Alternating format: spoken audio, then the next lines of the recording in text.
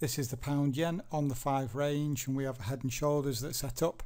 I'm using the head and shoulders as the entry into this bigger AB equals CD move. I will run through the head and shoulders shortly. First of all, let's go and do the high time frame analysis. I'm only looking for a small correction here because I believe the market is potentially coming lower. So if I put a structure level on up at the highs here, then as you can see, we have not tested those highs as yet. So here on the daily time frame, looking like we could certainly go higher. Here on the 240 though, slightly different story. Got a move like this. This is not a double top for me, but it's a retest, and we've come back down to this level. So let's go and take a look at the 60. Okay, here on the 60, I'm just going to delete everything off, and if we look at our structure level here on the left and just highlight the wicks. Now wicks are what I use for double bottoms and head and shoulders. You can see that we've actually come down into those wicks. Now what we also have is this. We also have a Gartley pattern coming into completion is, let's have a look at the 127. Yep, completion is there. So you can see now that we've had we've tested that. We've put in an indecision candle as well. And then if we go down to the 15, there isn't a great deal here on the 15. There is a higher high, higher close there, but what there is on the 15 is this AB equals CD pattern. Right there. We do have the RSI oversold at 11, and we do have a 1618 inversion coming right down there as well, which has now been tested. So really looking at the market turning at this point with all this confluence. But if we go to the 5 range, I've used a head and shoulders as the entry. Now I've been aggressive with the entry, and I'll show you why. So we had a move lower. There's the left shoulder. There's the head, the right shoulder. Then we made a new high. Now this high though did not violate the outside return.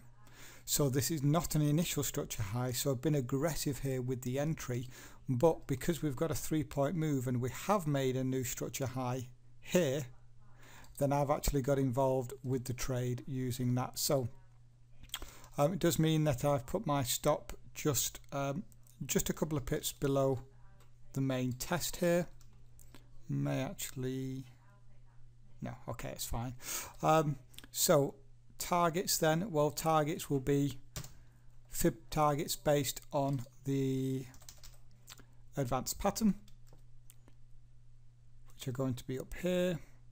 So have only just got on this trade, but we are looking for targets then up at this level.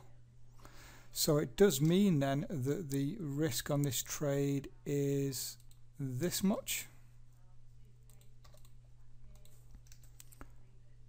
And the reward is this much, front running by 3 pips here. And again, I'm being more aggressive with the head and shoulders because we do have that additional confluence. And let me just check my stop. I'm actually going to give, how many pips is that? That's going to be 8. Okay, that's fine.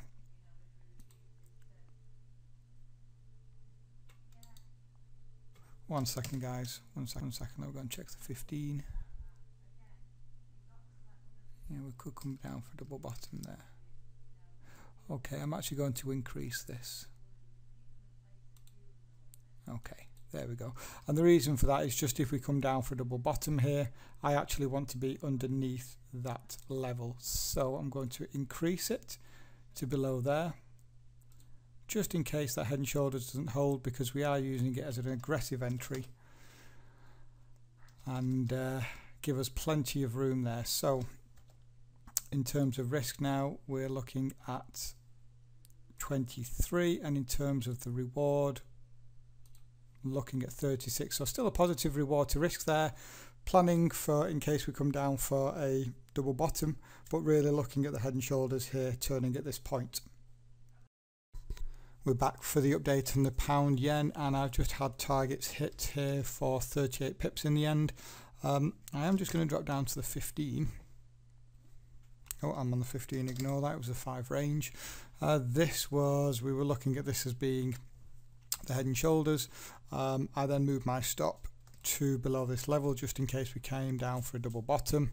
That's exactly what we did. So if I go back out to the 15, I'm going to delete this off.